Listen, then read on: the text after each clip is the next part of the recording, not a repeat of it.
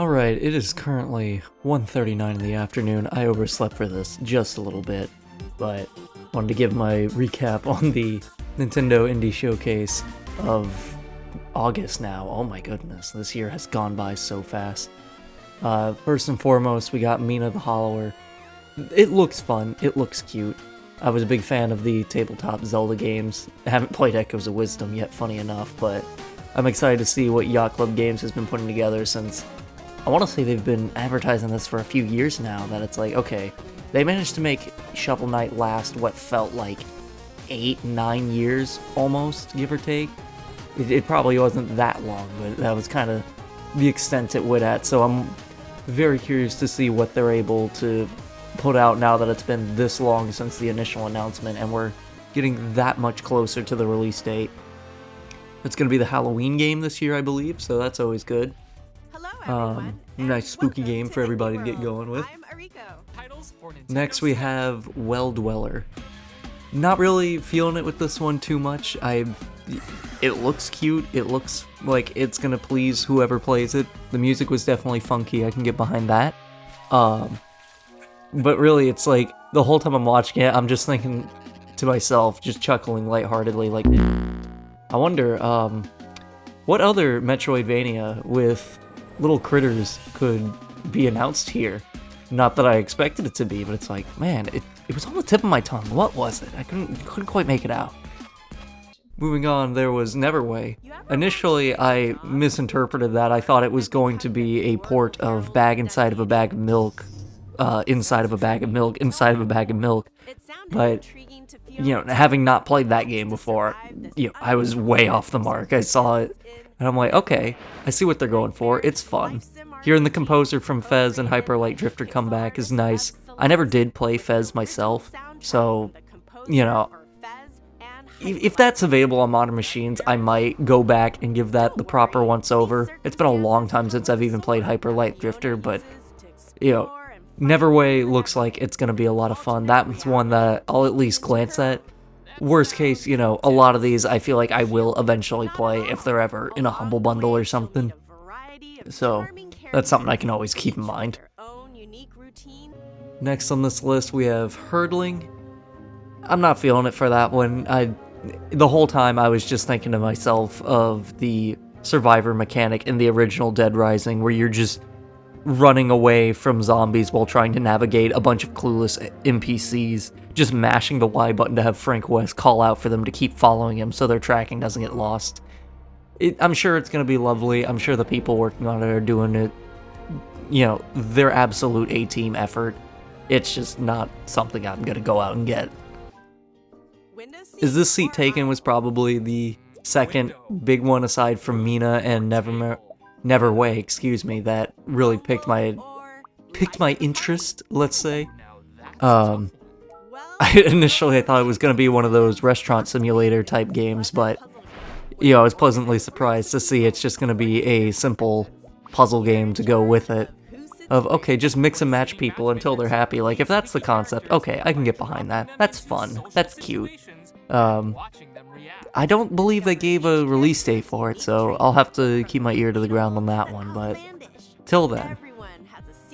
Little Kitty Big City is getting an update. The game looks fun, it looks cute, but you know, it looks like the kind of game a dad would buy for his kids that just really like video games and really like cats, and they can't really quite explain why they like cats other than they just know they like cats. So, I'm not going out of my way for that one. But I'm glad that whoever is clearly buying it for them to make an update for this is getting that little scratch itched. Up next we have Content Warning. I'm kind of skeptical about it. The footage they showed looked a lot better than when I played it back when it was brand new.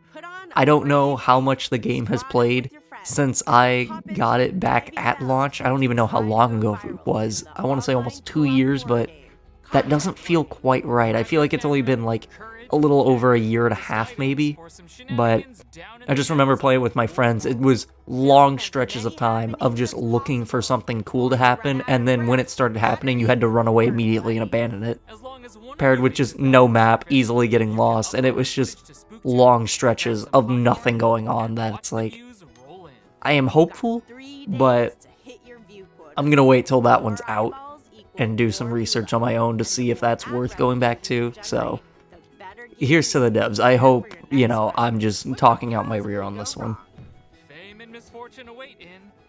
We have Ball Pit, you know, for all you Hunter x Hunter fans, you don't pronounce the X in Ball Pit. We don't talk about the X in Ball Pit. That one looks fun. Not something I'll see myself buying right out the gate. That would have to be something that it would be on a very low sale that I just kind of remember and I happen to have a couple bucks to splurge. Because I'll do that every now and then. There'll be something that I see and I'm like, okay, you know what? Why not? This could kill an afternoon. Something I've been curious about. There's been a lot of games. This isn't even one by Digital Devolver, funny enough. I think they've advanced to the point of partner showcases, but yeah, there's just a lot of things that they would put out that, you know, I'll look at, I'll put on my wish list, I'll wait a year till it goes down from like $15 to like $3, and even though this very much isn't one of theirs, I feel like it lands in that kind of ballpark in my head mentally, that it's like, okay, I'll add it on my wish list. If it goes to a price that I'm like, okay, if it's not already there at launch, you know, that'll be what I snag up at some point in time. Speeding right ahead, we have Ultimate Sheep Raccoon. I know one guy who would probably love this game. I have no idea whether or not he's played it.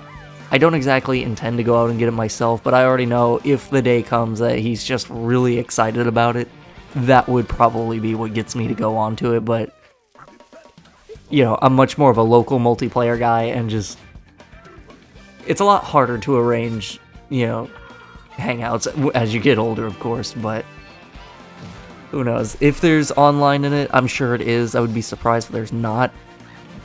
It's very much the social game that I'm glad exists. It's just not something that I typically get initially.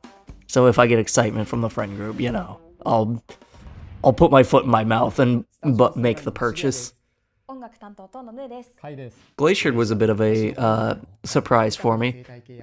When they first said JRPG and everything, I'm like, oh, okay, where are we going with this? Alright, we got some fish, we got some water, you know.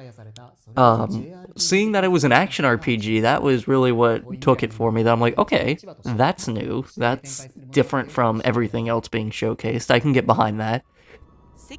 You know, can't say I'm gonna go out and buy it at launch, but that's definitely one I'm gonna be paying a little bit of attention to. Make sure, you know, people who get it at launch are like, yeah, this is good for what it is, you know.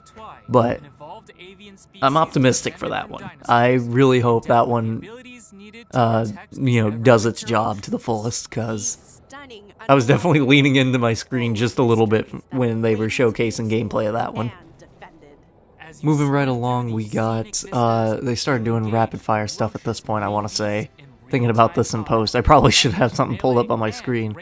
They had Winterborough, that looked like your typical Survivor indie game.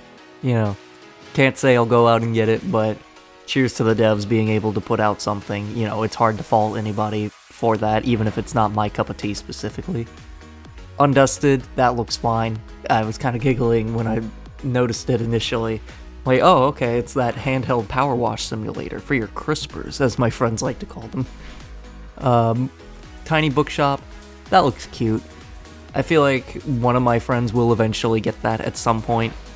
They tend to like the little cozy sim games like that, but, you know, kind of remind me of something I would see on Webkins, if not just a tier, you know, more advanced than what I remember of Webkins back in the day. There was Caves of Quad, that one looked really interesting, just the rapid fire, neon lights and everything. Old computer graphics definitely had me going there. Let's see, what else was there? Strange Antiques, can't say I'm gonna go out of my way and get that one. That, you know, not everything's gonna appeal to me with these indie showcases, and that I feel is just one of them. It'll have its audience, but what else was there? Opus Prism Peak. I am a little curious about that one. Don't have enough to go off of to make a full decision on that, but that's one that I'll pay attention to. It kind of reminded me of Attack of the Friday Giants. If anyone doesn't know what that is, that was just a cute, story-driven adventure game on the 3DS back on the eShop in the mid-2010s. It was fun.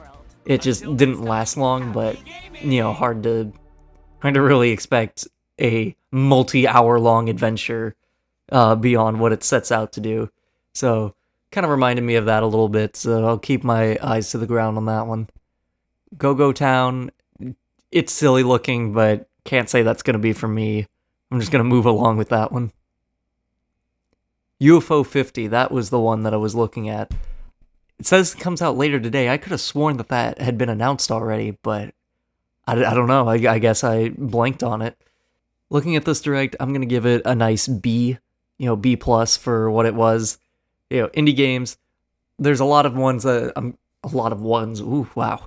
There's a lot that I'm curious about. There's just as much that I'm not so curious about, but I know will satisfy somebody. If anyone out there is just checking in on this just because they don't really play indie games that often, I would very much recommend just picking something out of this list and just running with it. Don't ask questions. Be like, you know what, let's try something new. I feel like that's going to be what will ultimately carry a lot of these. Just people willing to do their thing and explore just a little bit, because there's not that much on the Switch 2 eShop quite yet. We're like 2 months into the console's launch now, and I'm sure you've seen some of the streams. You got the big box games that you could see at retail. You got your stuff like, you got all your Switch 1 games on there. Your Pizza Tower, your Taiko Tatsujin, your Rhymes, and so on and so forth. But yeah, I would say that this was satisfying in any case. I would fully encourage anyone to just pick something up and see it whether or not they like it. Not much else to go on here. The direct at this point is over, so with that little bit in mind, I'll leave y'all with that.